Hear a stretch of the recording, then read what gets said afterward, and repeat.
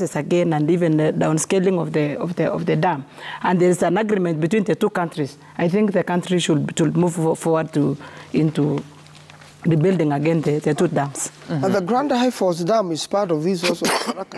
Sorry? The Grand High Force Dam, which the government is really working on now. Actually, Minister of Water is really trying to do the Grand High, which is more expensive, but very useful to the northern part of Kenya.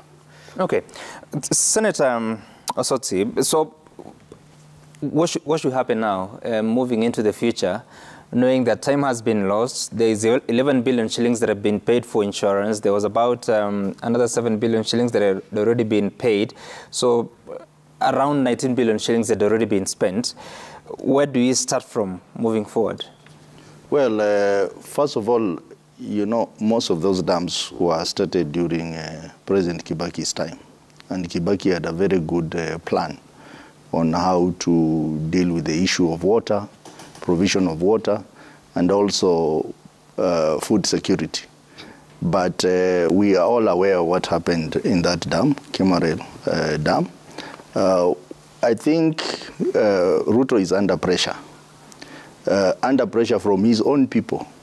You remember during the campaign, he was accused of having been part of the conspiracy to deny his people the benefit of the dam.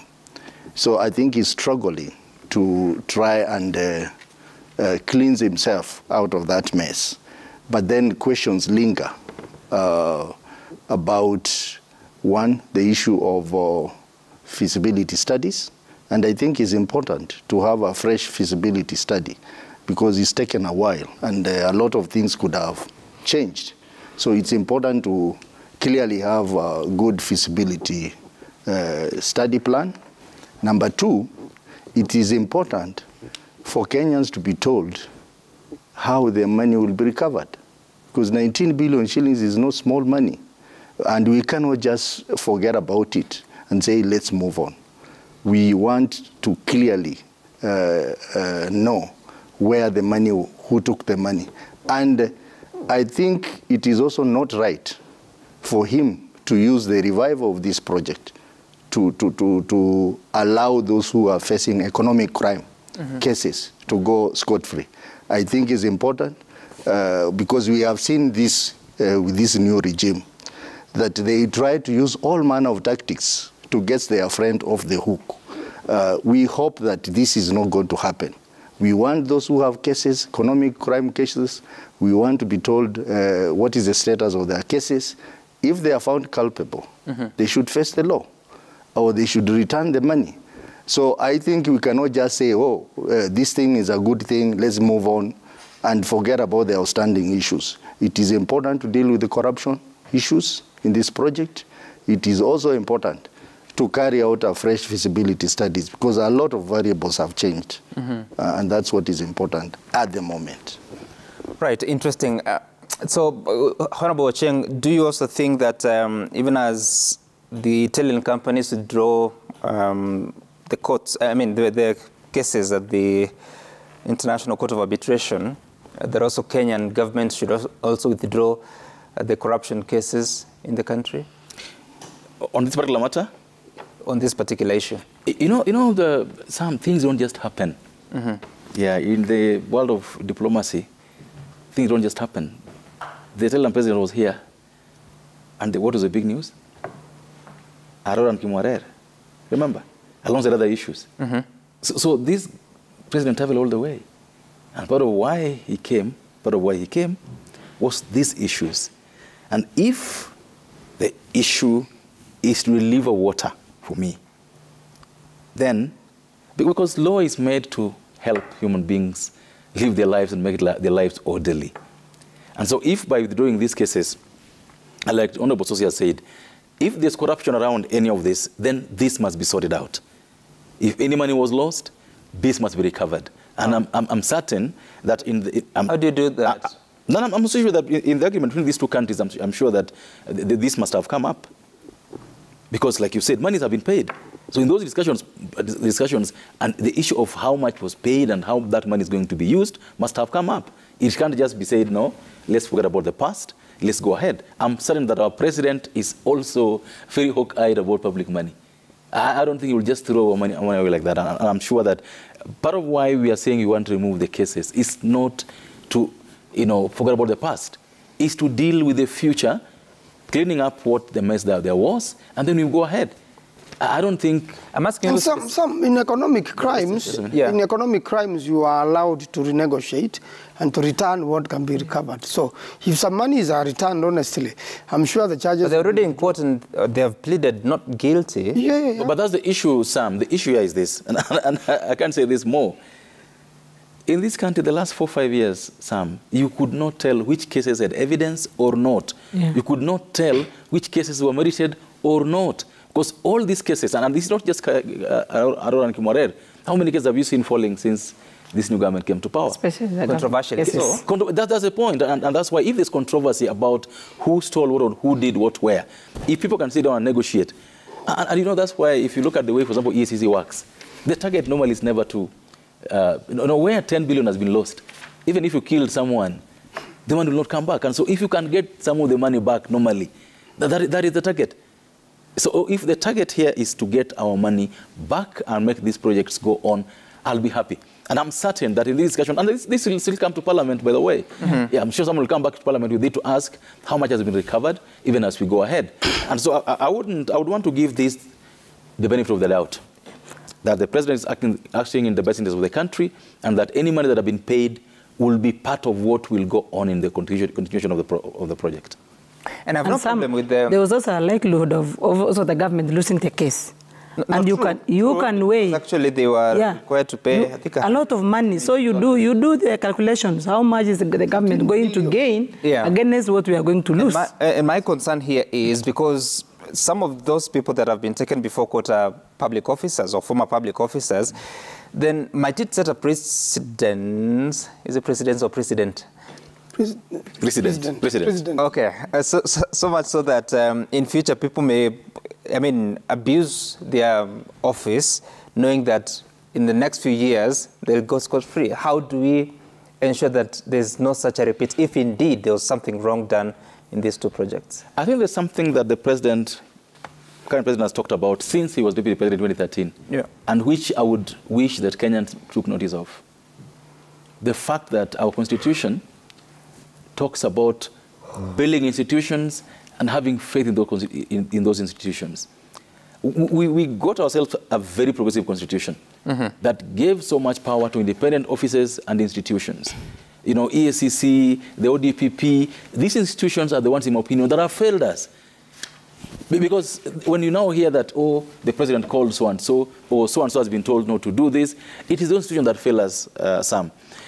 These issues that you now raise, I believe that if the institutions concerned, the DCI, the ODPP, and the EACC, did their work professionally without any tinge of political interference, we wouldn't be here. Yeah. But for a while, our institutions believe that they always want to wait for that other call, the call from somebody, so is this the right thing to do and this is the wrong thing to do? I want to ask the institutions, if we just head fidelity to the law, do your job. In fact, I would be in a situation where ODPP is telling us, no, I'm under pressure by the government to prosecute, but these are the issues. You don't come and cry wolf later after you've done the wrong thing. Like, for example, in this case of Arror and Kimwarer, the decision to prosecute was purely mob, lynching, siege, put applause. We don't know that. But I lived here. There's a full proper statement from the DPP, a lengthy one. That's what I'm saying. We live here. The DPP has been known to doing that, even where he is right or wrong. He issues very lengthy he has statements. Expressed himself on specific issues, including the Gashago matter, but not on this one. I was in Parliament that time. And some of these issues, Sam, you raised today, if you raise them another time, with another DPP, you can be sure there will be a different result. And that's why we are saying that if the issues were political, let them lie. If the economic issues of loss of money, let's recover the money and continue these projects. But above all, let this be a lesson, in my opinion, to our institutions. Let them build confidence in the public that where they decide to charge, There's evidence, watertight, and anybody who comes, another DPP who comes in will still continue these cases. I hear you. And again, I think I'll share with you this statement because it's very lengthy, the DPP shared on that morning. I'm so sure I read it at that time, yes. I'll just share it. Yeah. But Senator Osotsi, so what would be the process of withdrawing cases, if at all this is what the president meant, that have been taken to court by an independent office, in this case the DPP? Well, as Honorable Chengi say, the independent offices must be allowed to be independent if truly we mean business. And I don't expect those in power to be the ones to direct DPP what to do. I think the cases should go on based on the evidence before the court. And if DPP has more evidence, he can present the evidence before the court. But just clearing the cases because of orders from above, I think that will not be acceptable. And as I said earlier, there are outstanding matters that Kenyans need to know the truth. For example, Ruto himself told us that only 7 billion was lost. You remember? Paid. Yeah, was paid. Only 7 billion was paid. And now we are talking of 19 billion. So he knows something about this. Clearly, he knows something about this. And it's important for him to tell Kenyans the truth. So as much as we need water, the people in Kerio Valley need water, maybe across the other counties there. But it is important to deal with the outstanding issues, especially on corruption, and allow DPP to do his work. We don't want a scenario where the revival of this project is going to also give them an opportunity to cleanse their friends who are involved in these cases. So I think what's important now is for Kenyans to be told the truth around all the outstanding issues. And as I said earlier, technically it is important to carry out fresh feasibility studies. And based on that feasibility studies, then we can re-engage the Italians on the project. Okay, Sam, maybe I hear you. I want to add my voice also there. Yes. You remember in the last regime, these independent, the institutions that we call them independent, were really used by the administration to frustrate the people who are not aligned to the government that time. So there was a lot of misuse of the independent institution, including the DPP. It's not even a wonder that this project was called off just because of the interest of political energies that time. Because Ruto was not the president. There was a sitting president in that regime, that time. And I believe the president was to give the autonomy to the independent institutions to run. So we cannot accuse Ruto of mismanagement of Arror and Kimwarer, where there was a sitting president by that time. No, I don't think so. I don't think so. This is a matter which is documented. And if you look at what is happening now, since Ruto took over from this country, we have seen a bit of maturity within the independence of these commissions. You look at the police, how they acted yesterday. Are you sure about Even the police yesterday, they acted professionally. No. They were able to contain the riots. They were able to contain the... Don't go there. Don't go there. No, but that's the reality. We have seen a lot of maturity since we took over. The few months we have taken over. People were dead. But who caused the death? It was the Raila who caused the death of the people. I think we're not yet at that topic. We risk losing out on a very important matter. Because, you know, like I said earlier, if the reason for Arror and Kimwarer were to provide water, and these are genuine reasons, and the president says, we've gotten a way out, I want to agree with those here, that if they are missing, if there are gray areas on this matter, and I'm happy you raised it this morning, Sam, if there are gray areas on this matter, let's ask for information. Let's look for full disclosure on this matter so that everyone knows where does this place the country. Yeah, there were this money that were paid, there's money that were lost. We saw people were charged along the way. Like, for example, one of the major suspects in the case, if you remember, now seizes the presidency because he turned around to be a state witness, Kamau Thuge, remember? And a couple of them then turned around. So for me, truth is what would help us. in this particular matter as we save the project and save Kenyans money. Okay, all right. And of course, the president spoke about that moving forward, they have agreed that financing already made available will be restructured. We plan to clear court issues in 1 month, then have conversation about restructuring on financing and go on with this. So there's still so much information that is missing, so much probably that is not yet discussed. Yeah. And we'll be looking for answers in the coming days. But also we know that the company that was supposed to be building these dams, including the Itare Dam, CMC Diravin, I think so, that's the name, had already been declared bankrupt. I don't know what happens to that and if the status of that has changed. Taking a short break here on Daybreak. When we come back, we'll be speaking about what transpired yesterday, but also the solution moving into the future. At that time, yes, there are some concerns. Some are genuine, some are questionable, but what should be the solution that the country must pursue after the break?